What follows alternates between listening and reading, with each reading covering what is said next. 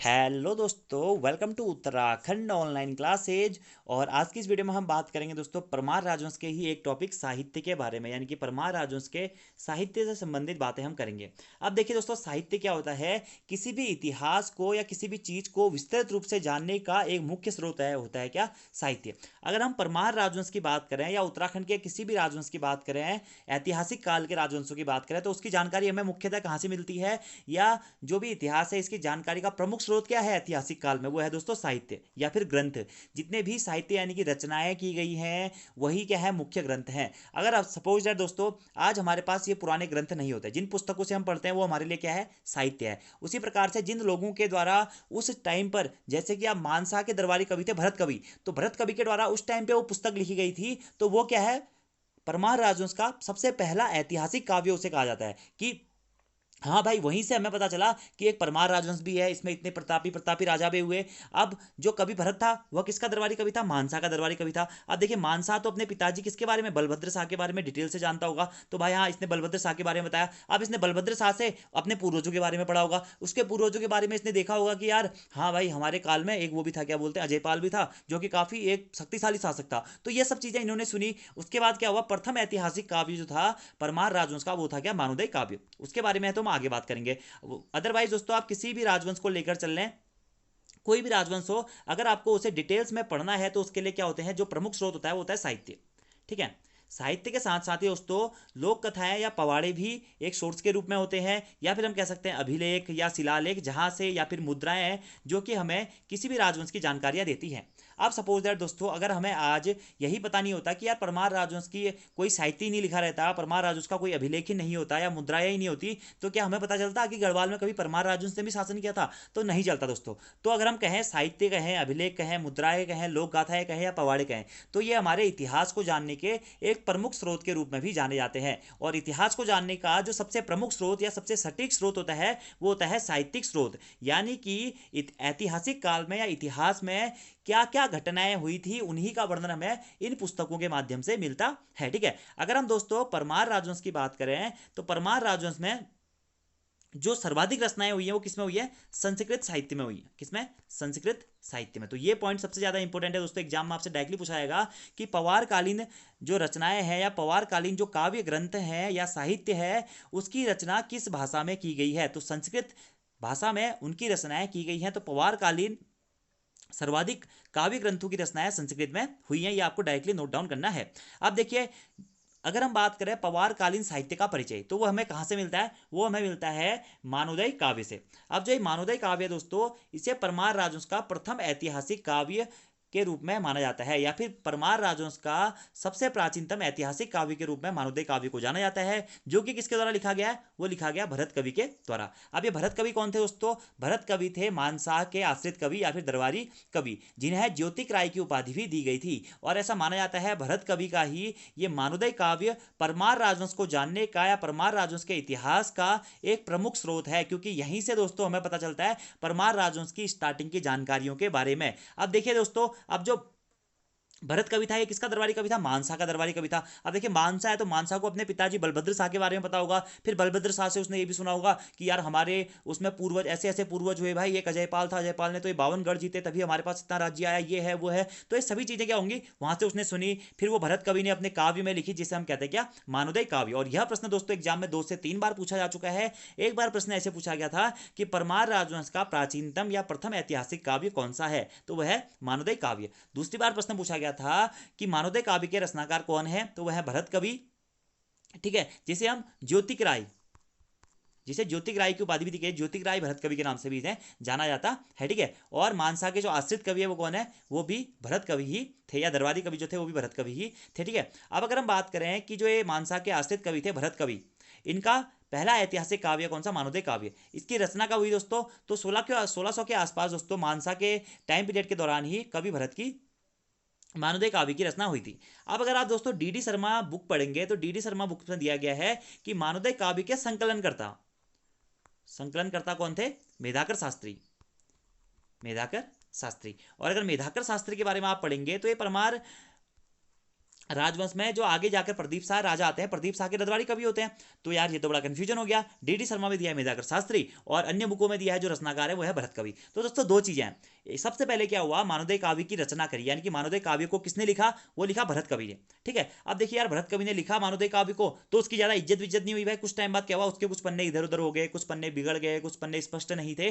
तो उसके बाद जब हमारे मेधाकर शास्त्री होते हैं परमार राजवंश में ही, प्रदीप शाह के दरबारी कवि जो होते हैं, इनके द्वारा इस पुस्तक का दोबारा से संकलन किया जाता है। संकलन यानी कि जो इसके पेज वेज फट गए थे, या इस पुस्तक में जो भी कमियां, मतलब जो भी आप कह सकते हैं कि कुछ पेज वेज अलग हो गए थे, कुछ स्पष्ट नहीं दिख रहा था, तो उसका संकलन किसने किया था, वो किया था मेधाकर शास्त्री ने। तो दो प्रश्न बनते हैं, रचनाकार भरत कवि है, लेकिन अगर संकलन करता पूछेंगे या फिर जिनके द्वारा इसको सही किया गया बाद में, वो थे कौन, मेधाकर शास्त्री। तो आप कंफ्यूजन आपको नहीं होना चाहिए। वैसे आपसे संकलन करता तो मुश्किल ही पूछेगा, लेकिन रचनाकार कौन थे, भरत कवि थे, जो कि मानसा के आश्रित कवि थे।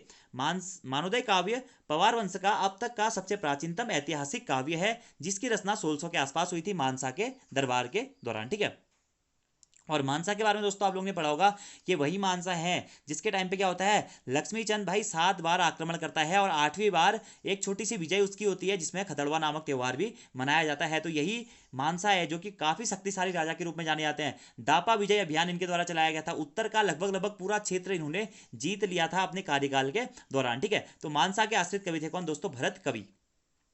अगला जो पॉइंट है कि वसुधारा काव्य के रचनाकार कौन है दोस्तों, तो वसुधारा काव्य के रचनाकार है कौन, डॉक्टर लखेड़ा। ठीक है, ये कौन सी भाषा में लिखा गया, ये लिखा गया संस्कृत भाषा में। तो आगे दोस्तों इस लेसन में आपको कुछ नहीं पढ़ना है। इस लेसन में हमने पढ़नी है कि परमार राजवंश की जानकारी हमें कौन कौन सी महत्वपूर्ण किताबों से मिलती है, या कौन कौन सी महत्वपूर्ण संस्कृत के ग्रंथों से मिलती है, जिसके आधार पर आज हम इतना सारा परमार राजवंश पढ़ पा रहे हैं। आज हमको ये दोस्तों पता है कि परमार राजवंश में 60 राजा हुए, जिसमें से 54 राजा तक टिहरी रियासत में थे। ऊपर से इन राजाओं के कार्यकाल में ये हुआ, इस कवि ने इसको ये कहा। तो ये जानकारियां हमें कहां से मिलती हैं, उसकी जो मूलभूत नींव है दोस्तों, वो यही ग्रंथ है या यही साहित्य है, जिससे हमें पता चलता है किसी भी राजवंश के बारे में। तो इतिहास को जानने के सबसे प्रमुख स्रोत के रूप में भी साहित्य को ही जाना जाता है, या साहित्यिक रचनाओं को ही जाना जाता है। ठीक है, उसके बाद दोस्तों एक और रचना है हमारी क्या, वसुधारा काव्य। इसके रचनाकार कौन है, वो है डॉक्टर लखेड़ा। इसी के साथ साथ रामायण प्रदीप, और रामायण प्रदीप के रचनाकार कौन है दोस्तों, वो है मेधाकर शास्त्री। ठीक है, जो कि कौन थे, महाराजा प्रदीप शाह के पवार वंश का द्वितीय ऐतिहासिक काव्य है। तो महाराजा प्रदीप शाह के दरबारी कवि थे कौन दोस्तों, मेधाकर शास्त्री। ठीक है, और इसी के साथ साथ मेधाकर शास्त्री को ही राज पंडित के नाम से भी जाना जाता था। क्या, राज पंडित। यह पवार वंश का द्वितीय ऐतिहासिक काव्य है। तो परमार राजवंश का प्रथम ऐतिहासिक काव्य कौन सा है दोस्तों, वह है मानवोदय काव्य। और परमार राजवंश का द्वितीय ऐतिहासिक काव्य कौन सा है दोस्तों, तो परमार राजवंश का द्वितीय ऐतिहासिक काव्य है रामायण प्रदीप, और जिसके रचनाकार कौन है, मेधाकर शास्त्री हैं। और इसी मेधाकर शास्त्री के द्वारा मानवोदय काव्य का भी संकलन बाद में किया जाता है। ठीक है, अगला दोस्तों एक और प्रश्न बनता है कि परमार राजवंश का पहला जो वास्तु शिरोमणि ग्रंथ था वह कौन सा था। तो ये प्रश्न भी इंपोर्टेंट हो जाता है कि परमार राजवंश का पहला वास्तु शिरोमणि ग्रंथ कौन सा था। वो था दोस्तों वास्तु शिरोमणि, सॉरी, परमार राजवंश का पहला वास्तुशास्त्र पर लिखा गया ग्रंथ कौन सा था, वास्तुशास्त्र पर। ठीक है, तो वास्तुशास्त्र पर परमार राजवंश का पहला लिखा गया ग्रंथ था दोस्तों वास्तु शिरोमणि। कौन सा, वास्तु शिरोमणि, ये आप नोट कर लीजिएगा। और इसके रचनाकार कौन थे दोस्तों, इसके रचनाकार थे कवि शंकर, कवि शंकर, जो कि क्या थे, श्याम शाह के दरबारी कवि थे। और उन्होंने वास्तुशास्त्र पर अपनी प्रथम पुस्तक लिखी, या परमार राजवंश के वास्तुशास्त्र पर लिखी गई प्रथम पुस्तक कौन सी थी, वो थी वास्तु शिरोमणि, जो कि श्याम शाह के दरबारी कवि शंकर के द्वारा लिखी गई थी। ठीक है, आगे श्याम शाह कौन होता है दोस्तों, ये होता है मानसा के पुत्र। ठीक है, तो जो कि आप लोगों ने परमार राजवंश में सब कुछ पढ़ा होगा। तो यहां से दो पॉइंट है, सबसे पहले कि परमार राजवंश का प्रथम ऐतिहासिक काव्य, सबसे प्राचीनतम ऐतिहासिक काव्य मानवोदय काव्य, जिसके रचनाकार भरत कवि और मानसा के आश्रित कवि होते हैं, जिन्हें ज्योतिर्गाय की उपाधि भी दी गई थी। अगला प्रश्न बनता है कि रामायण प्रदीप जो कि परमार राजवंश का द्वितीय ऐतिहासिक काव्य के रचनाकार कौन है, वह है मेधाकर शास्त्री, और महाराजा प्रदीप शाह के राज पंडित या राजकवि थे। ठीक है, अगला एक और पॉइंट है कि वसुधारा काव्य के रचनाकार कौन थे, वो थे डॉक्टर लखेड़ा। और ये तीनों जो रचनाएं हैं किसमें लिखी गई है दोस्तों, ये संस्कृत में ही लिखी गई है। आगे हम बात करते हैं संस्कृत साहित्य के कुछ ग्रंथों के बारे में। ठीक है, तो आगे हम दोस्तों आप जो भी ये रचनाएं पढ़ रहे हैं या ग्रंथ पढ़ रहे हैं, इनके रचनाकार जो है, इनकी रचनाएं किसमें की गई है, संस्कृत में की गई है। तो डायरेक्टली दोस्तों आपको यहां से कोई भी पुस्तक देगा, जैसे प्रश्न पूछ देगा आपसे कि मानवोदय काव्य को कौन सी भाषा में लिखा गया है। ठीक है, वैसे तो दोस्तों परमार राजवंश की जो राजभाषा थी वो थी गढ़वाली, लेकिन गढ़वाली का विकास हम गढ़वाली के साथ साथ ही यहाँ पर संस्कृत का प्रभाव भी देखने को मिलता है। इस कारण हम कहते हैं कि जो परमार राजवंश में अधिकतर भाषा चली वो चली संस्कृत मिश्रित गढ़वाली। ठीक है, और गढ़वाली का विकास भी मेनली एक हिसाब से संस्कृत से ही हुआ है, ऐसा हम मानते हैं। परमार राजवंश के प्राचीन अभिलेखों या जानकारियों के अनुसार। तो उसी हिसाब से जो परमार राजवंश की सर्वाधिक रचनाएं हुई वो हुई संस्कृत में, और संस्कृत की उन्हीं रचनाओं के बारे में हम बात करते हैं। तो यहां से आपसे प्रश्न दोस्तों कैसे पूछे जाएंगे कि इन बुक्स के राइटर्स पूछे जाएंगे आपसे, और साथ ही साथ ये भी पूछा जा सकता है कि ये बुक्स या जो पुस्तकें हैं या जो ग्रंथ हैं या साहित्य है यह किस भाषा में लिखा गया है। तो सबसे पहले हम बात करेंगे परमार राजवंश के संस्कृत साहित्य के बारे में, यानी कि जो अब मैं आपको बुक्स बता रहा हूँ ये सभी संस्कृत में लिखी गई हैं। सबसे पहले क्या है, मानवोदय काव्य। मानवोदय काव्य के रचनाकार कौन है दोस्तों, भरत कवि हैं, और ये प्रश्न काफी बार एग्जाम में पूछा चुका है, जिन्हें ज्योतिक राय के नाम से भी जाना जाता है, और सबसे प्राचीनतम ऐतिहासिक काव्य भी यही है। अगला है दोस्तों रामायण प्रदीप। रामायण प्रदीप के रचयिता कौन है, तो इसके हैं मेधाकर शास्त्री, ठीक है, द्वितीय ऐतिहासिक काव्य के रूप में जाना जाता है, द्वितीय प्रमुख ऐतिहासिक काव्य के रूप में। अगला है दोस्तों क्या, प्रद्युम्नोदय। जो प्रद्युम्नोदय रचना है ये किसकी है, यह है रामदत्त की, ठीक है। नेक्स्ट है सुदर्शनोदय। सुदर्शनोदय रचना किसकी है दोस्तों, वह है कुमुदानंद की, ठीक है। अगला है क्या, श्रृंगार लता, कामदूत काव्यम, गंगा लहरी, बाड़ाहाट की दो प्रशस्तियां तथा सभाभूषणम। ये जो ग्रंथ हैं या रचनाएं हैं ये किसके हैं दोस्तों, ये है हरिदत्त शर्मा की। तो इतनी सारी रचनाएं दोस्तों थोड़ा सा याद करना काफी टफ रहेगा, लेकिन फिर भी आप लोग कोशिश कीजिएगा, लिखिएगा जरूर, नोट जरूर बनाइएगा और पढ़ के जरूर जाइएगा, क्योंकि काफी सारी पुस्तकें हैं या रचनाएं हैं जिनसे हमें यहाँ की जानकारी मिलती है। फिलहाल जो दोस्तों ये पुस्तक है, जैसे मानवोदय काव्य काफी इंपोर्टेंट है, भरत कवि के द्वारा लिखी गई थी। रामायण प्रदीप जो पुस्तक है या ग्रंथ है मेधाकर शास्त्री के द्वारा लिखा गया था। प्रद्युम्नोदय रामदत्त के द्वारा लिखा गया था। सुदर्शनोदय कुमुदानंद के द्वारा लिखा गया था। श्रृंगार लता, कामदूत काव्यम, गंगा लहरी, बड़ाहट की दो प्रशस्तियां तथा सभाभूषणम, ये किसके द्वारा लिखा गया था, ये हरिदत्त शर्मा जी के द्वारा लिखा गया था, ठीक है। और ये जो कवि थे या राजकवि थे, किसके टाइम पर इन्होंने कार्य किया या किसके ये राजकवि थे, उनके बारे में सारी जानकारी आप परमार राजवंश में पढ़ चुके हैं, इस कारण हम यहाँ पर उनके बारे में बात नहीं करेंगे। अगला है क्या, विरहीन दोदई काव्य, ठीक है। इतने तो दोस्तों सभी इंपोर्टेंट है, इतने आपको याद रखने हैं। अगला क्या है, विरहीन दोदई काव्य या ग्रंथ के रचनाकार कौन थे, ये थे विजयादंत, वी से विरही वी से विजयानंद, ठीक है। अगला है फतेह सा यशो वर्णनम। पुस्तक के रचनाकार या ग्रंथ के रचनाकार कौन थे, वो थे दोस्तों रामचंद्र जी, ठीक है। अगला है गढ़वाल राज्ञा वंशावली के रचनाकार कौन थे, वो थे कवि देवराज, ठीक है, कवि देवराज। अगला है नरेंद्र चंद्रवंश या नरेंद्र चंद्रवंश, जो ग्रंथ था इसके रचनाकार कौन थे, वो थे विद्यादत्त पैन्योली। अगला है दोस्तों कनक वंश महाकाव्यम और तपोवन शतकम, इसके रचनाकार कौन है, वो है बाल कृष्ण भट्ट जी। तो ये सभी इंपोर्टेंट है दोस्तों। क्या विरहीन दोदई किसकी है, विजयानंद की है। फतेह यशोवर्णनम किसकी है, रामचंद्र जी की है। गढ़वाल राज्य वंशावली जो पुस्तक है या ग्रंथ है यह देवराज जी का है। नरेंद्र चंद्रवंश किसका है, विद्यादत्त पैन्योली जी का है। और कनक वंश महाकाव्य या फिर तपोवन शतकम जो ग्रंथ है ये बालकृष्ण भट्ट का है, ठीक है। और ये परमार राजवंशी संस्कृत साहित्य के प्रमुख स्रोत हैं, या फिर आप इसे कह सकते हैं ये टिहरी राजवंश के दौरान भी जो प्रमुख साहित्य की रचना हुई उसके भी एक प्रमुख स्रोत के रूप में जाने जाते हैं। और सभी किस भाषा में लिखे गए, संस्कृत में लिखे गए हैं। आगे बात करते हैं दोस्तों क्या, बद्री महात्म्य जो ग्रंथ है इसके रचनाकार कौन है, तुलाराम जी है। भक्ति लहरी ग्रंथ के रचनाकार है ईश्वरी दत्त जी, ठीक है। सत श्लोकी रघुवंश और प्रस्ताव पुष्पांजलि जो ग्रंथ है इसके रचनाकार है कौन, दुर्गा दत्ती जी। अगला है एडवर्ड वंशम जो ग्रंथ है इसके रचनाकार कौन है, वह है उर्विदत्त डंगवाल जी। कीर्ति विलास और नर नारायणियम जो ये ग्रंथ थे या रचना थी ये किसकी थी, ये थी सदानंद डबराल जी की। अगला है सर्व संग्रह शास्त्र, ये किसकी रचना थी दोस्तों, ये थे सुदर्शन शाह की रचना, ठीक है। और सुदर्शन शाह की एक और काफी प्रमुख रचना है दोस्तों सभासार, क्या सभासार। और सभासार के साथ साथ ही आपको याद रखना है क्या, सर्व संग्रह शास्त्र, ठीक है, किसकी है, सुदर्शन शाह की ही है, ठीक है। और सुदर्शन शाह किस नाम से अपनी रचनाएं करता था, कवि सूरत के नाम से अपनी रचनाएं करता था, इंपोर्टेंट है दोस्तों। अगला है कि टिहरी प्रशस्ति किसके द्वारा लिखी गई थी, तो टिहरी की प्रशस्ति जो रचना है ये गुलेरिया रानी के द्वारा लिखी गई थी, ठीक है। अगला है कर्मकांड समुच्चय और भारत गोत्र प्रवर दीपिका, ये जो रचना है या ग्रंथ है किसके द्वारा लिखे गए थे, ये दिवाकर दत्त मैठाणी के द्वारा लिखे गए थे। और ये दोस्तों ऐसे ग्रंथ हैं जिनसे हमें परमार राजवंश की जानकारी मिलती है, और ये संस्कृत में लिखे गए हैं सभी ग्रंथ, ठीक है। इसी के आधार पर आज हम परमार राजवंश के इतनी सारी जो ये टॉपिक्स हैं वह पढ़ पा रहे हैं, ठीक है। तो आपको याद जरूर रखना है दोस्तों कि बद्री महात्म्य किसका है, तुलाराम की है। भक्ति लहरी किसकी है, ईश्वरी दत्त जी की है। सत श्लोकी रघुवंश किसकी है और प्रस्ताव पुंजलि किसकी है, ये है दुर्गा दत्ती जी की। एडवर्ड वंशम किसकी है, उर्विदत्त डंगवाल जी की है। कीर्ति विलास और नर नारायणियम सदानंद डबराल जी की है। सर्व संग्रह शास्त्र सुदर्शन शाह की रचना है। टिहरी प्रशस्ति गुलेरिया रानी की रचना है। कर्मकांड समुच्चय या भारत गोत्र प्रवर दीपिका दिवाकर दत्त मैठाणी की रचना है।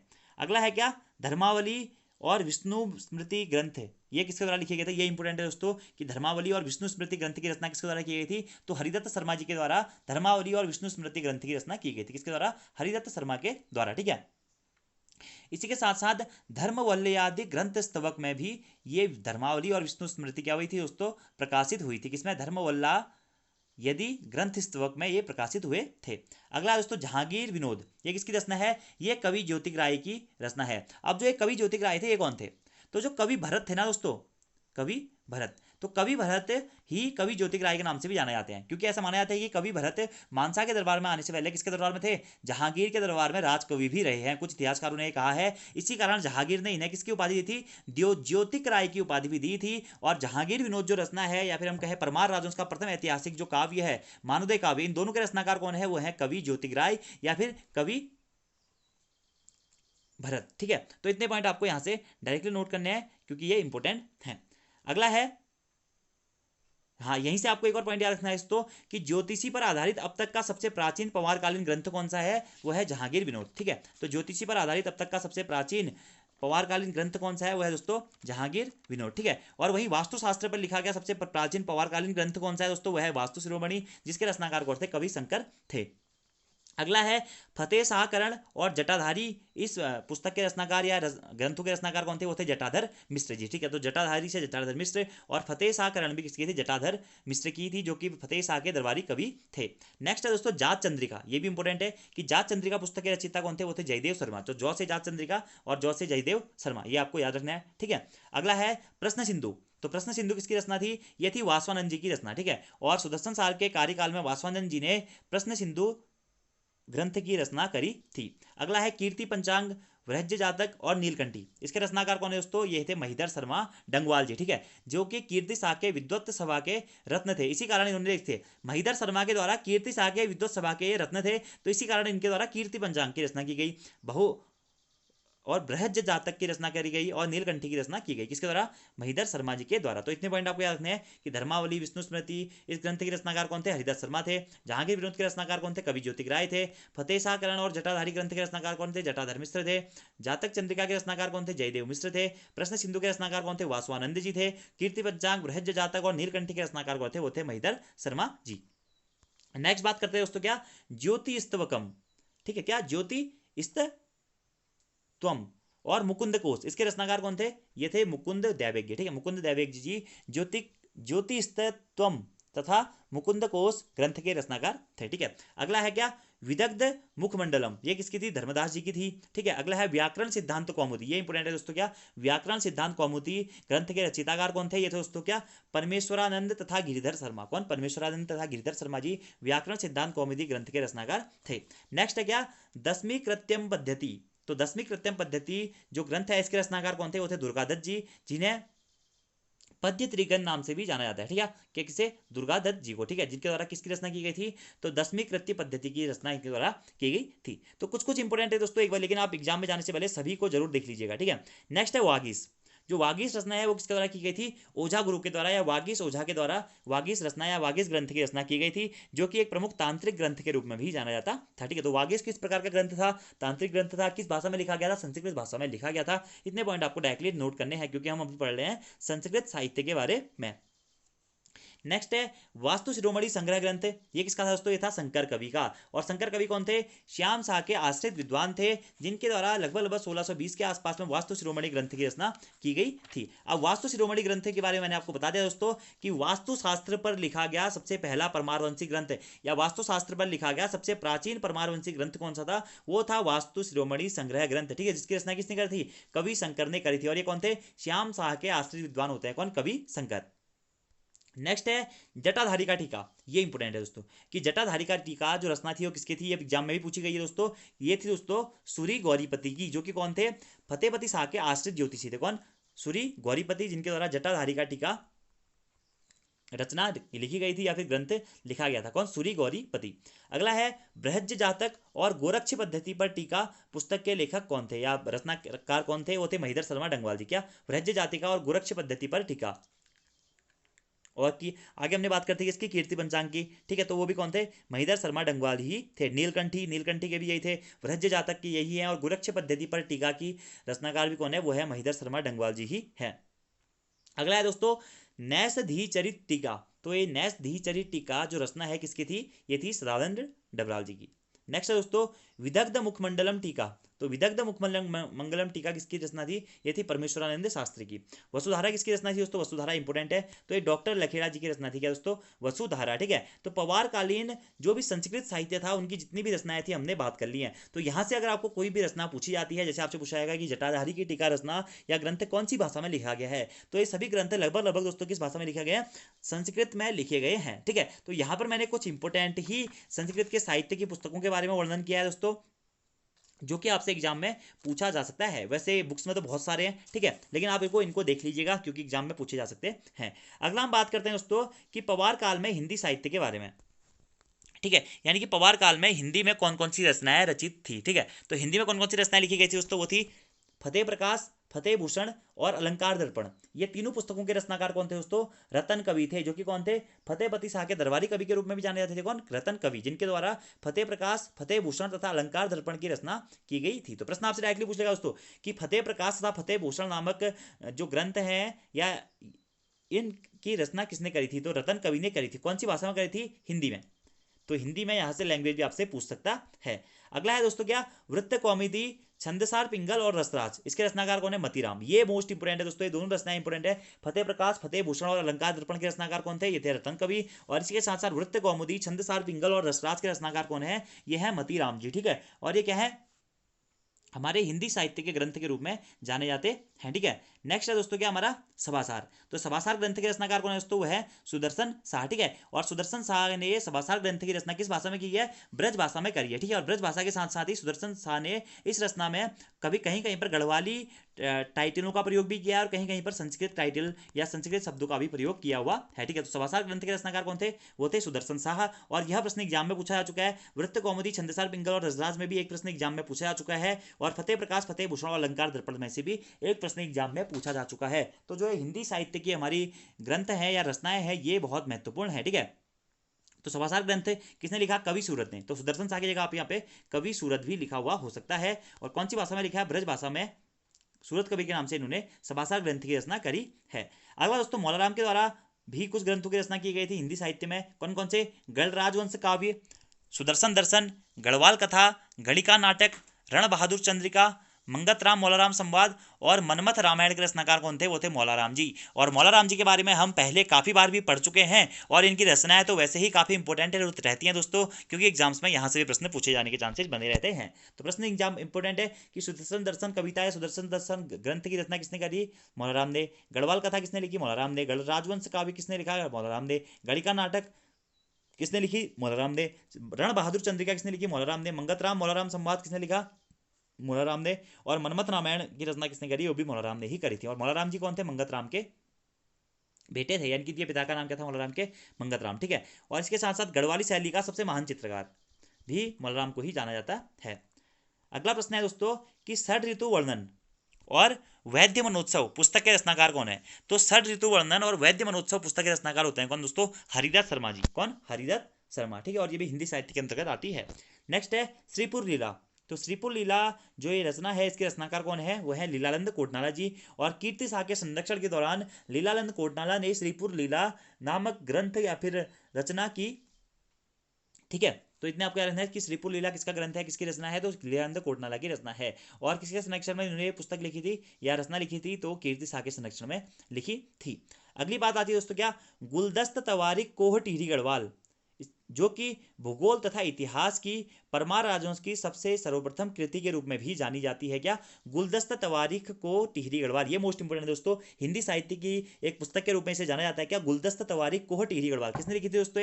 ये लिखी थी प्रेम सिंह ने। कब? 1886 में, जो कि कौन थे? प्रताप शाह के सभासद थे। तो मोस्ट इंपोर्टेंट है ये प्रश्न दोस्तों। क्या? गुलदस्त तवारीख को टिहरी गढ़वाल पुस्तक किस साहित्य के अंतर्गत आती है? हिंदी साहित्य के अंतर्गत आती है। और परमार राजवंश के काल में भूगोल तथा इतिहास की सर्वप्रथम कृति कौन सी थी या सर्वप्रथम रचना कौन सी थी? वो थी गुलदस्त तवारीख कोह टिहरी गढ़वाल, जिसकी रचना प्रताप शाह के सभासद के द्वारा 1886 में की गई थी प्रेम सिंह नाम से। ठीक है, इस रचना की पांडुलिपि में डॉक्टर डबराल को बैरिस्टर मुकुंदीलाल से प्राप्त हुई थी। ठीक है, इस रचना की जो पांडुलिपि थी वो डॉक्टर शिवप्रसाद डबराल को बैरिस्टर मुकुंदीलाल जी से प्राप्त हुई थी। किसकी?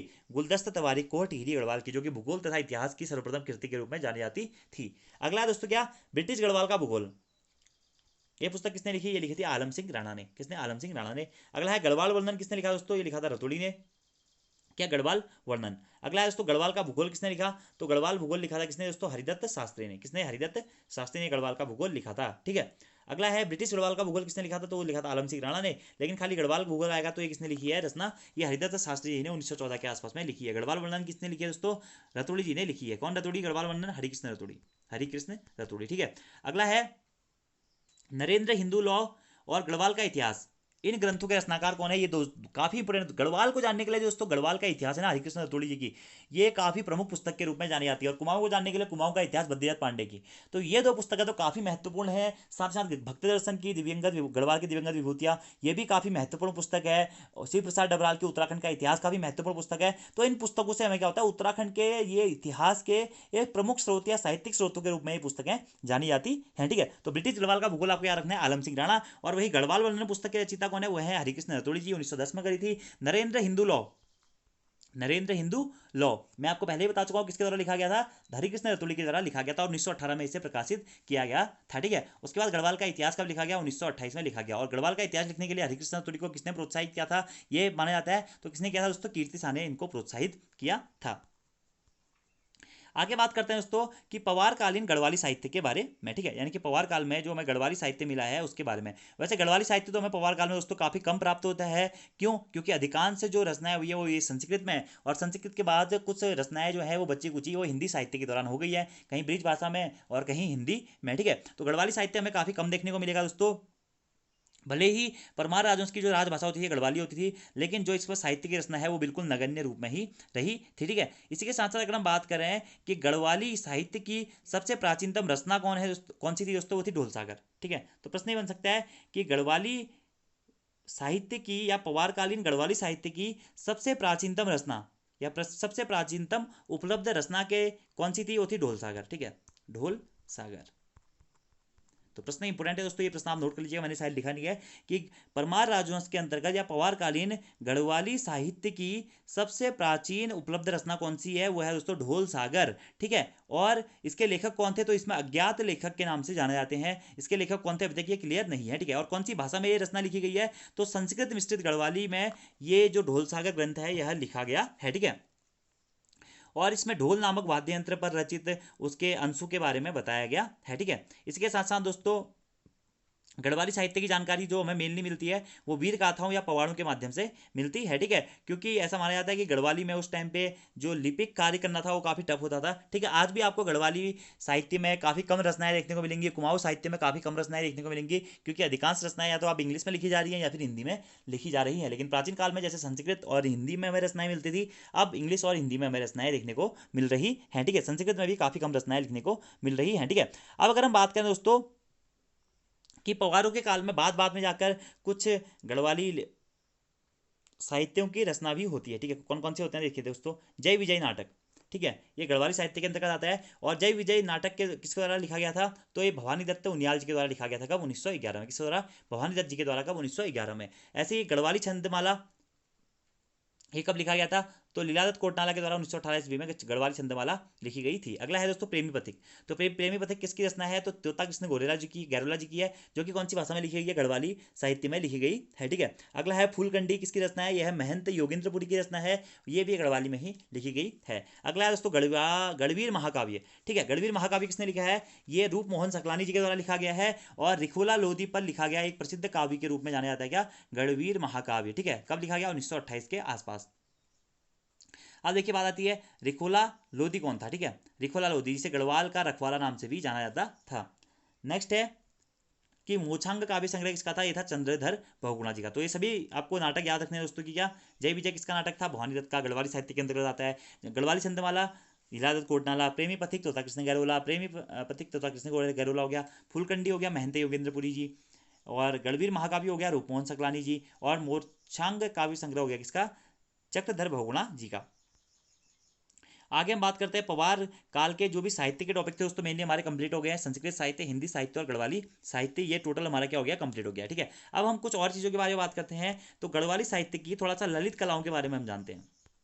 ललित कलाओं के बारे में। अब ललित कलाओं के अंतर्गत क्या क्या था दोस्तों, जैसे कि हमारा वास्तुकला हो गया, मूर्तिकला हो गया, चित्रकला हो गया, यही मेनली हमारी ललित कला है। यानी कि परमार राजस्व में क्या क्या चीजें प्रमुख थी। तो परमार राजस्व में कला की दृष्टि से भी काफी महत्वपूर्ण है, क्योंकि चित्रकला की जो गढ़वाली शैली थी या चित्रकला की पढ़वाली जो पहाड़ी शैली थी, उसका विकास किसमें हुआ था, गढ़वालियों के ही शासनकाल में हुआ था। जब यहाँ पर आता है कौन दोस्तों, सुलेमान सिको भाग के आता है दिल्ली से, तो वो दिल्ली मुगल सल्तनत से 2 राज दरबारों को भी लेके आता है, ठीक है। और उनके ही बेस पे ऐसा माना जाता है कि गढ़वाल में चित्रकारिता की शुरुआत होती है, और गढ़वाल का जो काल होता है चित्रकारिता के लिए काफी प्रमुख माना जाता है। और इसी काल में आगे जाके बढ़ते हैं, गढ़वाली चित्रकला के सबसे महत्वपूर्ण चित्रकार कौन, मौलाराम तोमर जी। तो यही सब चीजें हैं, मूर्तिकला, चित्रकला और वास्तुकला तीनों ललित कलाओं के अंतर्गत आती थी, ठीक है। और मेनली परमार राजवंश की जो हमें कला मिलती है अभी भी दोस्तों, ऐसा माना जाता है कि परमार राजवंश के काफ़ी सारे जो पुराने फैक्टर्स थे या पुरानी कलाओं का प्रयोग अभी भी गढ़वाल में किया जाता रहा है, ठीक है। तो अब इसके अंतर्गत दोस्तों सबसे पहले थे वास्तुकला। तो वास्तुकला पर सबसे पहले लिखी गई ग्रंथ पुस्तक कौन सी थी, मैंने आपको बताया था वास्तु शिरोमणि थी, जिसके रचनाकार कौन थे, कवि शंकर थे, ठीक है। अब वास्तुकला का मतलब क्या होता है दोस्तों, आर्किटेक्चर, आर्किटेक्चर सॉरी आर्किटेक्चर, ठीक है। इससे माना जाता है कि आपकी देव वास्तु, देव वास्तु यानी कि आपके देव मंदिर कैसे बने हैं, देव मंदिरों की क्या शैली है, किस शैली में वो लिखे गए हैं, ठीक है। इसके बाद दूसरा आता है दोस्तों क्या, जनवास्तु, जनवास्तु यानी कि जो सेक्युलर आर्किटेक्चर होता है दोस्तों हमारा, ठीक है। तो आपको ये नॉर्मली याद रखना है, ललित कला, ललित कलाओं के अंतर्गत क्या क्या आता है दोस्तों, वास्तुकला, मूर्तिकला और चित्रकला आता है। यानी कि परमार राजवंश के अंदर क्या क्या कलाएं प्रसिद्ध रही थी, उन सभी के बारे में हम ललित कलाओं में पढ़ते हैं। जिसमें सबसे पहले क्या आता है, वास्तुकला आता है। वास्तुकला क्या होती है, आर्किटेक्चर होता है। आर्किटेक्चर में क्या होता है दोस्तों, जो हमारे जो भी मंदिर बने हैं या जो भी भवन बने हैं, जो भी चीज़ें बनी हुई है मेनली वह किस शैली में बनी हुई है। जैसे हमने पढ़ा दोस्तों, हमने पहले भी ये टॉपिक पढ़ चुके हैं हम मंदिरों की शैलियों में, कि कौन सा मंदिर कौन कौन सी शैली में बना हुआ है और किस शैली कब से कब तक कौन सी शैली चली थी। ये सब चीज़ें हम किस में पढ़ते हैं दोस्तों, वास्तुकला के अंतर्गत ही पढ़ते हैं, जिसमें कि देव वास्तु या फिर जो हमारा गॉड आर्किटेक्चर होता है ये एक प्रसिद्ध रहता है, ठीक है। अब जो ये देवालय वास्तुकला है दोस्तों, इसे भी 2 भागों में बांटा गया है, ठीक है। तो वास्तुकला के अंतर्गत भी आती है देवालय वास्तुकला, और देवालय वास्तुकला में 2 कालों में इसे बांटा गया है। एक बांटा गया है दोस्तों 1050 ईस्वी से 1550 ईस्वी तक, और दूसरा काल इसमें बांटा गया है 1550 ईस्वी से लेकर 1804 ईस्वी तक के मध्य में, ठीक है। पवारों के वास्तुकला काल को 2 भागों में बांटा गया है, ठीक है। अब जो 1050 से लेकर 1500 ईस्वी तक का जो देवालय वास्तु है दोस्तों, इसमें ऐसा माना जाता है कि पवारों के द्वारा भी कार्तिकेयपुर वास्तुकला के आधार पर ही क्या किया गया था, वास्तु आर्किटेक्चर का काम किया जाता। यानी कि जो आर्किटेक्चर का कार्य कार्तिकेयपुर राजवंश में होता था, या कार्तिकेयपुर राजवंश के समान ही आर्किटेक्चर का कार्य किया जाता था, किसमें, परमार राजवंश में भी, ठीक है। लेकिन 1550 के बाद क्या हुआ दोस्तों, यहाँ पर थोड़ा सा चेंज हुए, गढ़वाल की जो या गढ़वाली शैली हम कहें, या गढ़वाल की जो अलग जो वास्तुकला थी, आर्किटेक्चर थी, वह अलग रही, क्योंकि यहाँ पर अलग अलग प्रकार के फिर थोड़ा सा डिफरेंस भी आ गया था टाइम में, ठीक है। अगर हम बात करें अब जो कार्तिकेयपुर वास्तुकला के उदाहरण है, उसमें कौन कौन से मंदिर बने थे, केदारनाथ मंदिर, रघुनाथ मंदिर, गौरा देवी मंदिर, देवलगढ़ मंदिर, ये सभी क्या थे, 1050 से लेकर 1550 ईस्वी के देवालय वास्तु के अंतर्गत बने थे। उसके बाद जो दूसरे आते हैं 1550 से लेकर किसमें 1800 के मध्य में, तो इसके बीच में बने हमारे दोस्तों ये बड़ाहाट मंदिर, केशवराय मंदिर, विश्वनाथ मंदिर। यानी कि जो 1550 के बाद हमारे जितने भी मंदिर बनते हैं वो मेनली क्या आते हैं, 1550 और 1800 के बीच भी वास्तुकला में आते हैं। तो इस प्रकार के प्रश्न ऐसे पूछे नहीं जाएंगे, लेकिन एक नॉर्मल लैंग्वेज के लिए मैंने आपको बता दिया। जैसे कर्णप्रयाग का उमा मंदिर हो गया, ओंकारेश्वर मंदिर हो गया, विश्वनाथ मंदिर हो गया, माली देवल का लक्ष्मी नारायण मंदिर हो गया, गोपेश्वर के समीप अनुसुईया देवी मंदिर हो गया। तो इन सभी मंदिरों का निर्माण 1550 से 1800 ईस्वी के बीच में हुआ है, ठीक है। और इस मंदिरों की विशेषताएं मानी जाती है कि इनके जो शिखर थे ना वो थोड़ा सा उड़ गए थे। जो पुराने जो हमारी कार्तिकेयपुर वास्तुकला की विशेषता थी, जिनके ऊपर 1050 से लेकर 1550 में गढ़वाल में सभी मंदिरों का निर्माण हुआ या देव मंदिरों का निर्माण हुआ, तो उसके बाद थोड़ा सा इसमें स्थिरता आई, और इसके बाद जो इसके शिखर थे वो थोड़ा सा उठा दिए गए, कुछ चेंजेस और किए गए, ठीक है, जो कि उतना ज़्यादा इंपॉर्टेंट नहीं है, ठीक है। उसके बाद बात आती है इस शैलियों के बारे में। तो कौन सा मंदिर कौन सी शैली में बना हुआ है, इसके ऊपर मैं पहले ही आपको वीडियो दे चुका हूँ। जैसे चित्ररेखा प्रसाद शैली क्या होती है, यामुन शैली क्या होती है, रुचक रेखा शैली क्या होती है, मुगल शैली क्या होती है, कत्यूरी शैली क्या होती थी, कौन कौन से मंदिर किस किस शैली में बने, तो सभी चीजें उसमें आती थी। लेकिन अगर हम बात करें पवारों की जो प्रमुख शैलियां थी, परमार राजवंश के दौरान हमें कौन कौन सी शैलियां देखने को मिलती है, तो मेनली परमार राजवंश में हमें छत्र रेखा शैली देखने को मिलती है, ठीक है, रुचक रेखा शैली देखने को मिलती है, फांसला शैली भी कहीं कहीं हमें परमार राजवंश के कार्यकाल के दौरान देखने को मिलती है, और यामुन घाटी या यमुना नदी के किनारे में यामुन शैली भी हमें यहाँ पर देखने को मिलती है, ठीक है। तो ये चीज़ें वैसे इंपॉर्टेंट है नहीं। इसके बाद दूसरा देखिए, मैंने आपको बताया था सबसे पहले आती है वास्तुकला। वास्तुकला में क्या आती है, देव वास्तुकला आती है। फिर देव वास्तुकला के बाद आती है क्या, जन वास्तुकला। अब ये जन वास्तुकला में हम क्या करते हैं, जो भी हमारे महल कैसे बनते थे उस टाइम पे, या फिर जो घर होते थे वो कैसे बनते थे, या घर के छज्जे का निर्माण कैसा होता था, खोले का निर्माण यानी कि जो आपका घर का दरवाजा होता है उसका निर्माण कैसा होता था, भवन कैसे बनते थे, या नॉर्मल जनता कहाँ पर रहती थी, वो भवन कैसे बनते थे, इन सब चीज़ों की जानकारी हम पढ़ते हैं किसमें दोस्तों, जन वास्तु में। ठीक है, तो जन वास्तु में जैसे कि हमारे राजप्रसाद, राजप्रसाद यानी कि राजमहल। ठीक है, राजमहल के बारे में हमने पढ़ा था दोस्तों, अजय पाल का राजभवन। ठीक है, जो कि प्रमुख राजभवन या प्रथम राजभवन होता है पंवार काल का, जो कि कब बह गया था, 1803 के भयंकर भूकंप से बह गया था। उसके बाद दोस्तों 1894 में क्या आती है, बिरही नदी में भयंकर बाढ़ आती है, उसमें भी इसके फिर भगवावेश बह जाते हैं। और ये प्रश्न आयोग भी पूछ चुका है कि अजयपाल का भवन कब क्षतिग्रस्त हुआ भूकंप के द्वारा, तो 1803 में, और पूरा तरीके से कब बह गया था, वो 1894 में। और ये दोनों प्रश्न आयोग प्रीवियस एग्जाम्स में पूछा जा चुका है। ठीक है, अब अगर बात करें इस राजप्रसाद में या फिर जो हमारे भवन है, इसी में हम पढ़ेंगे कि पवार काल में छज्जे कैसे होते थे, या जो हमारी आज हम खिड़की जिसे कहते हैं वो छज्जा उस टाइम पे कहलाता था। ठीक है, छज्जे किस टाइम से बने रहते थे, या फिर जो आपके घर के द्वार हैं वो कैसे बने रहते थे, मिट्टी का कैसा प्रयोग किया जाता था, किन पत्थरों का प्रयोग किया जाता था, क्या क्या उसकी लंबाई चौड़ाइयाँ होती थी, ये सब चीज़ें इसमें हम पढ़ते हैं राजप्रसाद में या जनवास्तु में, यानी कि कैसे आपने सेक्युलर आर्किटेक्चर का कार्य किया हुआ है। ठीक है, तो ज़्यादा इंपॉर्टेंट ये चीज़ें हैं नहीं। ठीक है, इसी प्रकार से जो पुराना दरबार टिहरी का जो दरबार था वो भी वास्तुकला का अद्भुत नमूना था, और जो इनके द्वारा जो मंदिरों की स्थापनाएं कराई गई थी, जीर्णोद्धार कराए गए थे, वो भी अद्भुत वास्तुकला के ही नमूने थे। ठीक है, इसी प्रकार से आगे हम पढ़ते हैं जनवास्तु के बाद हम पढ़ते हैं गिरि दुर्ग। गिरी दुर्ग, जो कि हम हिल फोर्ट के नाम से भी जानते हैं, या इसे गढ़ या फिर कोट भी कहा जाता है। ठीक है, गढ़ या कोट। ठीक है, तो प्रश्न बन सकता है कि परमार राजवंश में गिरी दुर्गों को किस नाम से जाना जाता था, तो इन्हें गढ़ या कोट नाम से भी जाना जाता था। ठीक है, जैसे आप लोगों ने जब परमार राजवंश पढ़ा था पीछे, तो उसमें हमने पढ़ा था क्या, चांदपुरगढ़, देवलगढ़, उपूगढ़, लोहाबगढ़, पैनीगढ़, गुजरूगढ़, तो ये सभी क्या है, ये सभी क्या है, गिरिदुर्ग थे, यानी कि हिल पोर्ट थे। यानी कि जब अजयपाल के द्वारा इन पोर्ट को जीता गया था, या इन दुर्गों को या कोर्ट को कहें या फिर गढ़ों को कहें, जीता गया था, उसके बाद ही उसने एक नए गढ़ की स्थापना करी थी, जिसे हम फिर गढ़वाल नाम से जानते हैं। इसी कारण अजयपाल को भी गढ़पाल नाम से जाना जाता था। ठीक है, तो यही चीज़ें हैं। ठीक है, गढ़ यानी कि आप कह सकते हैं कि गिरिदुर्ग। ठीक है, गिरिदुर्ग। ठीक है, और पवारों की राजधानी भी यहाँ पर रही थी, जैसे चांदपुरगढ़ पवारों की सबसे प्रारंभिक राजधानी ऐसा माना जाता है। जब कनकपाल आता है तो वो चांदपुरगढ़ को ही अपनी राजधानी बनाता है। ऐसे ही पैनीगढ़ होता है। ठीक है, यहाँ पर भी जल और आदि मतलब सभी सारी व्यवस्था कराई गई थी। इसके बाद अगला आता है दोस्तों क्या, हमारा जनावास। वास्तुकला के आर्किटेक्चर में आता है क्या, जनावास, जिसे हम क्या कहते हैं, ड्वेलिंग हाउसेस कहते हैं। ये खाली सुन लीजिएगा, ज़्यादा इंपॉर्टेंट है नहीं। ठीक है, तो जनावास क्या होता है, ड्वेलिंग हाउस, यानी कि आपके घर कैसे थे, यानी कि एक मंजिला थे, दो मंजिला थे, किस प्रकार के लोग कैसे घर बनाते थे, यानी कि सयाड़ा बूढ़े और थोकदारों का घर कैसा होता था, नॉर्मल प्रजा का घर कैसा होता था, उनकी खोलियाँ कैसे होती थी, दरवाजे कैसे होते थे, खिड़कियाँ कैसी होती थी, घर के अंदर का जो वास्तुकला का नमूना होता था वह कैसा होता था, वो सभी चीज़ें हम जनावास में पढ़ते हैं। ठीक है, जनावास में ही टॉपिक आते हैं दोस्तों क्या हमारा, कि पवारकालीन आवास गृहों में या जनावासों में जो निचला तल होता था उसे कहते थे क्या, ओबरा, और जो ऊपरी तल होता था उसे कहते थे पांडा। तो प्रश्न आपसे इस प्रकार का बन सकता है कि पवारकालीन जनावास केंद्रों में जो उनके आवास गृहों का निचला तल होता था उसे क्या कहते थे, ओबरा, जिसे हम आज ग्राउंड फ्लोर कहते हैं ना, उसे उस टाइम पे ओबरा कहते थे। और जो ऊपरी तल होता था, दो मंजिला मकान कहते हैं, दूसरा मंजिला जो होता है ऊपर वाली मंजिल है, तो उसे क्या कहते थे, पांडा कहते थे। ठीक है, पवार काल में। तो ये पॉइंट आपको डायरेक्टली नोट डाउन करने हैं। साथ ही साथ जो लोग कोठे बनाते थे, कोठा बनाते थे, या तिवारी बनाते थे, या ड्योडी बनाते थे, वो क्या थे, संपन्न जनों की एक पहचान थी पवार काल में, ऐसा माना जाता है। जैसे कि दोस्तों तिजोरी मतलब क्या होता है, इलमारी, तिवारी मतलब इलमारी, जैसे कि आजकल हम जिसमें कपड़े वपड़े रखते हैं तो वो इलमारी। ठीक है, जो कोठा जैसे आप लोगों ने पढ़ा होगा प्राचीन घरों में, एक घरू टाइप के ऐसे मकान होता था, ये दीवार होती थी, तो दीवार के बीच में क्या होते थे, कोठा बना देते थे, कोठा यहाँ पे सामान वामान रखने के लिए ना। तो आज भी अगर आप प्राचीन घर देखेंगे तो वहाँ पर आपको इस प्रकार की विशेषताएं देखने को मिलेंगी। आप जो छज्जे छज्जे होते थे दोस्तों, लकड़ियों के छज्जे होते थे ऐसे ऐसे। ठीक है, यहाँ पे तक छज्जा होता था लकड़ी का बना हुआ, यहाँ से देखते थे, और इस प्रकार के बंद करने वाले दरवाजे होते थे। तो ये सब चीज़ें क्या होती है, जनावास के अंतर्गत आती हैं। ठीक है, और ऐसा माना जाता है कि जो ये दुमंजिले मकान होते थे या ओबरा या पांडा वाले मकान होते थे, ये मेनली जो उच्च प्रशासनिक राज कर्मचारी होते थे वही बना पाते थे, जैसे कि सयाना बूढ़े थोकदार या फिर कोई ठेकेदार इस टाइप के कार्य करते थे। ठीक है, वैसे ही हम बात करें ओखला, ओखली, इनके घरों में एक ओखलियाँ होती थी। ठीक है, ओखली में अनाज उनाज कूटने का काम आता है। ठीक है, जिसे हम उखो भी कहते हैं प्रेजेंट टाइम पे। ठीक है, इसके साथ साथ इनका जो दरवाजा था, दरवाजे को हम क्या कहते हैं, खोली। ठीक है, आप लोगों ने अभी पढ़ा होगा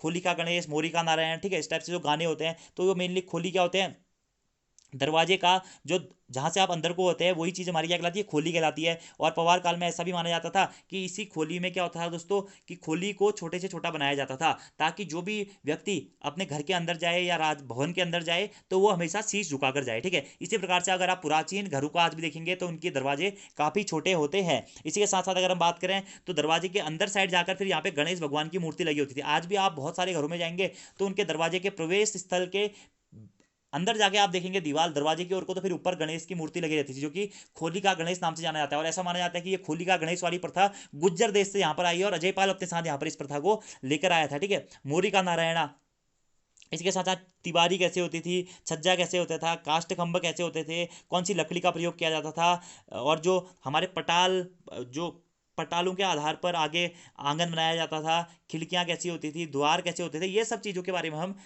बात करते हैं जनावास के अंतर्गत। ठीक है, अब यहाँ से थोड़ा सा आपसे ये प्रश्न इस प्रकार के बन सकते हैं कि जो आवास गृहों में निचला तल होता था उसे ओबरा कहते थे, ऊपरी तल को पांडा कहते थे। ठीक है, कोठा, तिवारी, ड्योटी संबंध जनों की पहचाने थी, इसलिए सयाणा, बूढ़े तथा थोकदार ही इन्हें बनवा सकते थे। ठीक है, कोठे या घर का प्रमुख द्वार क्या कहलाता था, खोली कहलाता था। ठीक है, इसी प्रकार से दोस्तों जो घर का प्रमुख जो अन्य द्वार थे उन्हें परमार राजस्व में मोर भी कहा जाता था। क्या, मोर। ठीक है, मोर, ये भी याद कर लीजिएगा आप। ठीक है, और मोर से याद होता था क्या, एक मोरी।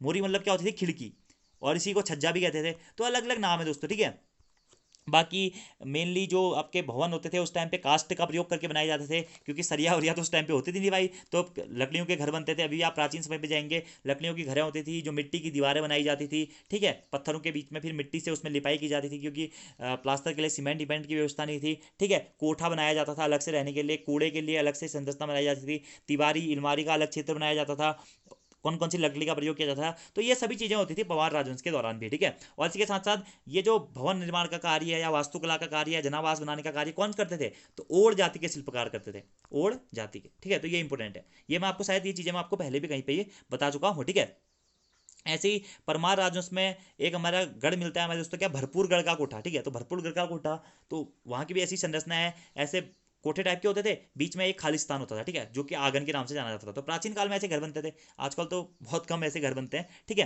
अगला देखिए वही है कि खोली का गणेश, मोरी का नारायण है, गढ़ वास्तुकला के अनिवार्य अंग थे। पवारकालीन घरों तथा भवनों के शिल्पकार ओड़ जाति के होते थे। ठीक है, बाकी मैंने आपको बता दिया कि पटालों का प्रयोग होता था, छज्जों का प्रयोग होता था, छावन का प्रयोग होता था, ये सब कुछ। ठीक है, आगे बात आती है थर्प, जिसे हम चौतरा भी कहते हैं। तो चौतरा या थर्प क्या होता है दोस्तों, कि प्राचीन समय में हम कहें पवार राजवंश की बात करें, कत्यूरी राजवंश की बात करें, या फिर हम कार्तिकेयपुर राजवंश या चंद्र राजवंश की भी बात करें, तो दोस्तों वहां पर जो भी हमारे मठ या मंदिर होते थे, तो उसके पास में ही दोस्तों एक चौकोर सी चबूतरे का निर्माण किया जाता था, जिसे हम क्या कहते थे, चौतरा या फिर थर्प कहते थे। ठीक है, और इसी चबूतरे पर बैठकर ऐसा माना जाता था कि गांव में बाद में मीटिंगें होती थी, पंचायत के द्वारा यहाँ पर जो भी जानकारियां थी गांव को दी जाती थी, न्याय किया जाता था। तो चौतरा या थर्प क्या था दोस्तों, तो परमार राजवंश के दौरान मठ या मंदिरों के समीप अथवा पुराने सार्वजनिक स्थानों पर चौकोर चबूतरे आज भी कहीं कहीं पर आपको मिल जाएंगे, जिन्हें तोतरा या थर्प कहते हैं। इन्हीं स्थानों पर पंचों के साथ बैठकर सयाणा महत्वपूर्ण निर्णय लिया करते थे, और ग्राम स्तर पर या पंचायत स्तर पर जो भी न्याय होता था,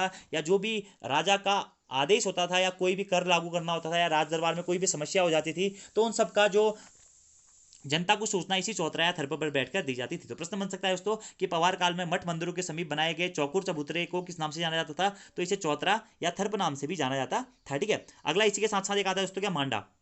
अब देखिए सोम का मांडा, मांडा आप लोगों ने पढ़ा होगा, तो मांडा मतलब एक हिसाब से क्या था, मंडप। मंडप यानी कि जिसे आप आजकल वो कहते हैं धर्मशाला कहते हैं ना, धर्मशाला, तो वही एक हिसाब से आप कह सकते हैं मांडा या फिर मंडप। ठीक है, अब ऐसा होता था कि जो जो कोई हमारे देव मंदिर या मंदिर होते थे दोस्तों, जहां पर आगे से मंडप नहीं होता था, यानी कि आगे से ऐसे स्थान नहीं होता था कि वहां पर वर्षा वर्षा से बचा जा सके, इसी कारण मंदिर के आसपास में क्या करते थे, मांडा बनाते थे, यानी कि मंडप जैसा या धर्मशाला जैसी बना देते थे, जिसे मांडा नाम से परमार राजवंश में जाना जाता था। इसे कहते थे हम क्या, थ्री पिल्लर्ड हॉल। थ्री पिल्लर्ड हॉल यानी कि ऐसा हॉल जो कि चारों तरफ से खुला हो, एक पिलर यहाँ, एक पिलर यहाँ, एक पिलर यहाँ। आजकल भी आप देखते होंगे बीच में क्या होता है, ऊपर खाली छत डली रहती है, तो यही था हमारा मांडा। ठीक है, अब परमार राजस्व में एक मांडा काफी फेमस था। ठीक है, कौन सा, सोम का मांडा, जो कि आयोग भी पूछ चुका है दोस्तों, सोम का मांडा।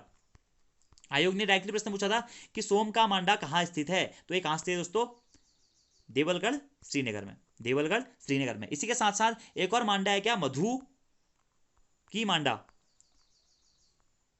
मधु की मांडा, तो ये भी कहाँ स्थित है, पौड़ी गढ़वाल जनपद में ही, श्रीनगर के आसपास ही स्थित है। ठीक है, और पवाली खरक के यात्रा मार्ग पर स्थित है ये मांडा, ऐसा माना जाता है। और जो सोम का मांडा है दोस्तों, ये तो काफी फेमस है। ठीक है, तो यहाँ पर क्या होते थे, ऐसे पिल्लर टाइप के लकड़ियों के पिल्लर होते थे, ऊपर से उसे ढक दिया जाता था या पटालू से सुशोभित कर दिया जाता था। ठीक है, और सोम का मांडा एक प्रसिद्ध आप कह सकते हैं विशिष्ट संरचना है गढ़ राजवंश की। ठीक है, ये आपने शायद इतिहास में भी इसके बारे में पढ़ा ही होगा। अगली बात आती है, और ये देखिए, मांडा की सर्वत्र संरचनाएं यात्रा मार्ग के किनारे अथवा किसी देवालय के समीप निर्मित कराई जाती थी, ताकि कभी अगर अगर कोई यात्री यात्रा कर रहा है तो उसे वहां पर बारिश हो गई, बर्फ पड़ गई, तो वहां पर उसे रहने के लिए आशियाना भी टाइप का मिल सके। ठीक है, आजकल भी जैसे आप पहाड़ों में जाते हैं ना, रोडों में, तो रोडों के साइड साइड में आपने देखा होगा कहीं बीच बीच में जंगलों में, पहाड़ों में क्या बने जाते हैं, आवास गृह। तो विश्राम ग्रह बने रहते हैं। वो विश्राम ग्रह वही इसीलिए होते हैं कि कभी बारिश वारिश हो गई तो वहां पर क्या होता है, तो वही आप कह सकते हैं मांडा। ठीक है, मांडा। जैसे आपने पहाड़ों में अगर आप जाते हैं तो आप देखते होंगे रोड के किनारे जंगल जंगल के बीच बीच में क्या होता था कि यार भाई हाँ 5-5, 10-10 किलोमीटर या 25-25, 30-30 किलोमीटर के बाद क्या होते थे, मांडे बने रहते हैं, ताकि अगर कभी बारिश हो जाए या कभी कोई विपदा में फंस जाए, उसे रात बितानी है तो वहां पर अपने आवास गृह में बिता सके, जो ओपन धर्मशाला होता है उस टाइप में। ठीक है, आगे परमार राजस्व में इंपोर्टेंट क्या था दोस्तों, जलधारा या बहु। अब जलधारा क्या होती है दोस्तों, आपको पता ही होगा, जल की धारा। अब देखिए आप अभी भी अगर आप मंदिरों में जाएंगे ना, उत्तराखंड के मंदिरों में, अधिकतर मंदिरों में क्या होता है, या तो मंदिरों के पास में होते हैं नौले, या फिर वहां पर होते हैं प्राकृतिक पानी के स्रोत। ठीक है, अभी अगर आप कुड़काड़ी देवी मंदिर पांखू जो कि पिथौरागढ़ जनपद में है, कुमाऊं में न्याय की देवी के रूप में जिसे जाना जाता है, वहां जाएंगे तो वहां पर भी आपको एक कुआं मिल जाएगा। हाटकालिका मंदिर में जाएंगे तो वहां पर भी आपको कुआं मिल जाएगा। या फिर अधिकतर जो आप मंदिर देखेंगे वो नदियों के ही किनारे पर स्थित रहते हैं। ठीक है, तो वही चीज होती है हमारी क्या दोस्तों, जलधारा या फिर बहु। ठीक है, पवार काल में जो भी मंदिर होते थे या गढ़ होते थे या राजधानी होते थे, उसके समीप ही जलधारा या बहु का निर्माण भी कराया जाता था। ठीक है, और स्थानीय भाषा में इसी जलधारा को दोस्तों मंगरा या फिर बहु कहकर भी संबोधित किया जाता था। मेनली आप इसे कुंडे या नौले भी कह सकते हैं। तो जलधारा या बहु क्या होता था, ये मंदिरों, गढ़ों और राजधानियों के समीप बने होते थे, तथा स्थानीय भाषा में जलधारा को मंगरा तथा वापी को बहु भी कहा जाता था। ठीक है, तो जलधारा को मंगरा या बहु नाम से भी जाना जाता था। ठीक है, और जो वापियां थी, जलधारा थी या बहु थे, ये क्या था दोस्तों, नौले तथा धारे भी इन्हें कहा जाता था, यानी कि एक हिसाब से पानी के प्रमुख स्रोत थे। क्या, पानी के प्रमुख स्रोत थे। ठीक है, आगे परमार राजवंश में कहीं कहीं दोस्तों ये लिखा हुआ रहता है कि भेद की बहु। ठीक है, भेद की बहु जो ये एक जलधारा थी, ये कहाँ स्थित थी, तो ये लक्ष्मण मंदिर शीतोनश्यु पट्टी वहां पे स्थित थी। ठीक है, तो इस टाइप के प्रश्न है। जैसे नागपुर के एक गांव का नाम भी उस टाइम पे भवी ही था। तो ये चीज़ें ज़्यादा इंपॉर्टेंट है नहीं, तो जलधारा है बहु आपको नॉर्मली याद रखना है। आगे आता है क्या, छीणा। छीणा यानी कि छीणा को दोस्तों बोलते हैं क्या, वाटर टनल। अब छीणा क्या होती है दोस्तों, मेनली एक सुरंग होती है। सुरंग को ही एक हिसाब से छीणा कहा जाता है। जैसे मलेथा की छीणा या गूल भी आपसे कह सकते हैं, मलेथा की गूल। तो मलेथा की गूल का निर्माण किसने कराया था, माधुसी मंठारी ने कराया था अपने पुत्र का गला काट के भाई। क्योंकि अब इसे पहाड़ काट के पानी ले जाना था, तो भाई देवी माता ने एक दिन सपने में आके इससे कहा कि जब तक यहाँ पे आदमी की बलि नहीं होगी तब तक भाई ये नहर नहीं बनेगी। तो उसने क्या कर दिया, अपने बेटे की बलि दे दी भाई, और ये नहर बना ली। ठीक है, तो यही छीणा क्या होती है, ये एक हिसाब से आप नहर कह सकते हैं, वाटर टनल कह सकते हैं, या फिर गुल भी आप इसे कह सकते हैं। तो जल साधन के लिए बनाई गई सुरंग का नाम ही छीणा कहलाता था। ठीक है, जैसे कि मलेथा की छिला या मलेथा की गुल जो कि काफी प्रसिद्ध है, यानी कि किसी पहाड़ी को काटकर पहाड़ के अंदर अंदर से दूसरी जगह पे पानी ले जाने को ही हम क्या कहते हैं, मलेथा, मतलब ये सुरंग या छीणा कहा जाता है। ठीक है, अगला दोस्तों घट्टे या घराट। तो पवार काल में ये घट्टे या घराट क्या था दोस्तों, ये पंचक्की का ही स्थानीय नाम था। ठीक है, क्योंकि पवार काल में ऐसा था दोस्तों, आप जैसे आपको गेहूं पीसने हैं, ठीक है, एक तो जातर ऐसे भी जतारा होता था, एक जतारा आप लोगों ने देखा होगा कि दो ऐसे पत्थर टाइप के होते थे, बीच में यहाँ पर एक कुंडी टाइप की होती थी, और ऊपर से पकड़ते थे भाई, यहाँ पे एक छेद टाइप का होता था, इस छेद में गेहूं डालते रहो, इसको घुमाते रहो, गेहूं डालते रहो, घुमाते रहो। एक आदमी तो ये जतारा पिसने के लिए चाहिए था। ठीक है, इसके साथ साथ आप जतारा तो चलो घर में काम आ जाता था, उसके बाद घराट, जैसे आजकल आप चक्की पिसाते हैं ना, चक्की आटे को चक्की में पिसाते हैं, या सॉरी गेहूं को चक्की में पिसाते हैं, तो उसी टाइप से होता था घट्टे या घराट, जो कि नदियों के किनारे स्थित किए जाते थे, और पंचक्की का ही स्थानीय नाम होता है घट्टे या घराट। और टरबाइन पद्धति, जिसमें क्या होता था, जैसे ऊपर से पानी आता है, यहाँ पर मशीन लगी है टरबाइन की, तो वहां पर गेहूं डाले जाते थे, और गेहूं को फिर वो टरबाइन के ब्लेडों के माध्यम से कनेक्ट करके फिर उन गेहूं को आटे में कन्वर्ट किया जाता था। ठीक है, तो वही जो पंचक्की या घट या घराट होते हैं, पंचक्की का ही ये स्थानीय नाम है। ठीक है, और प्राचीन काल में इसका प्रयोग अनाज पीसने के लिए किया जाता था। तो इतने पॉइंट आप लोग को यहाँ से डायरेक्टली याद करने हैं। और यहाँ पर हमने पवार वंश की जो ललित कलाएं थी, वास्तुकला कहें या फिर जो भी ये चीज़ें थी, इसके बारे में बात कर ली। अगली चीज़ आती है मूर्तिकला।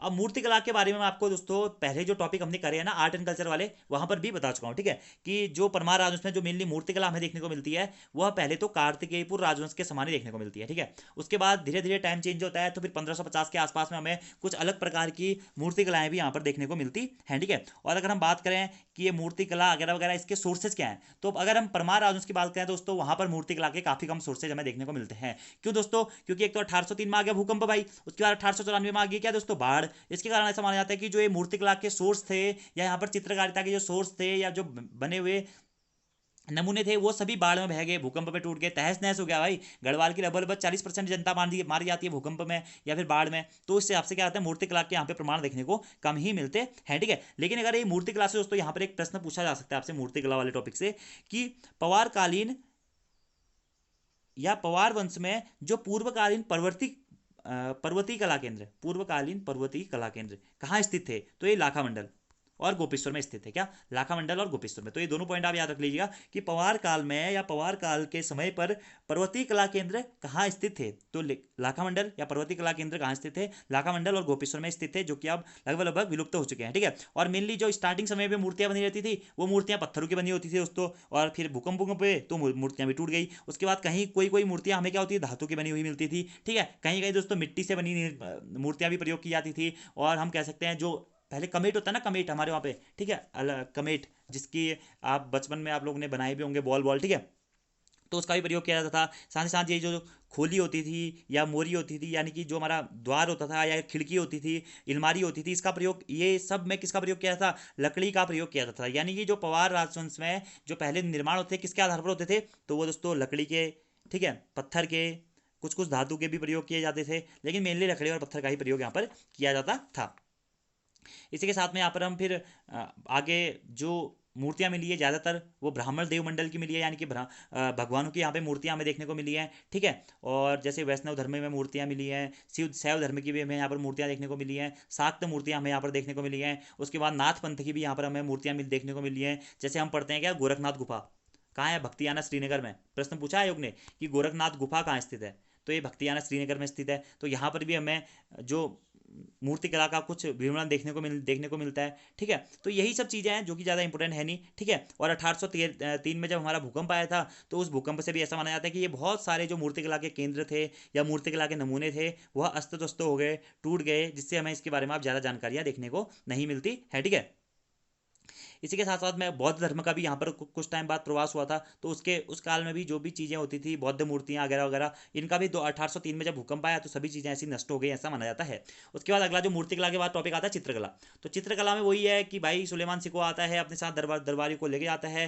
ठीक है। चित्रशाला की स्थापना करता है। उसके बाद उसके वंशज यहाँ पे गढ़वाली चित्रकला से की पहाड़ी शैली का विकास करते हैं, और ये सब कुछ हम पहले पढ़ चुके हैं। ठीक है। तो इतना ही है दोस्तों इसमें, पवार राजवंश में। और कुछ बाद में हमारे चैतु और माड़को आते हैं जो कि चित्रकला को बढ़ावा देते हैं, जो कि जितने भी इंपॉर्टेंट पॉइंट इनसे होते थे कि कांगड़ा शैली वगैरह वगैरह, ये मैं आप लोगों को पहले करा चुका हूँ। ठीक है। तो पवार राजवंश का जो हमारा टॉपिक है यहाँ पर कंप्लीट हो जाता है। एक हमारा टॉपिक बचा है पवार राजवंश के कर। ठीक है। वो मैं आप लोगों को करा दूंगा। साथ ही साथ पवार राजवंश में कुछ चीज़ें हमारी छुटी हुई है। ठीक है। जैसे कि ये राजप्रसाद कैसे बनते थे, महल कैसे बनते थे, दुर्ग कैसे बनते थे, धार्मिक आस्थाएं क्या थी, कौन कौन से भगवान पूजे जाते थे। तो ये टॉपिक या तो मैं आपको बाद में करा दूंगा या मैं आपको इससे बुक से PDF बना के दे दूंगा। एक बार आप उसे रीडिंग कर लीजिएगा। कुछ भी इंपॉर्टेंट नहीं है। जैसे अभी अपने पढ़ा ना भाई, वास्तुकला, मूर्तिकला, ये आपको इंपॉर्टेंट लगा? कुछ इंपॉर्टेंट नहीं था, इसलिए मैंने ओरली बता दिया। तो वहाँ पे भी ये ओरली वाली चीज़ें ज़्यादा हैं। ठीक है। तो आज की इस वीडियो में इतना ही दोस्तों। Thank you, thanks for watching video. See you next time. और मिलते हैं अपनी पवारकालीन एक अंतिम वीडियो हमारी आएगी, कौन सी? पवार राजवंश के कर, उसको लेकर। धन्यवाद।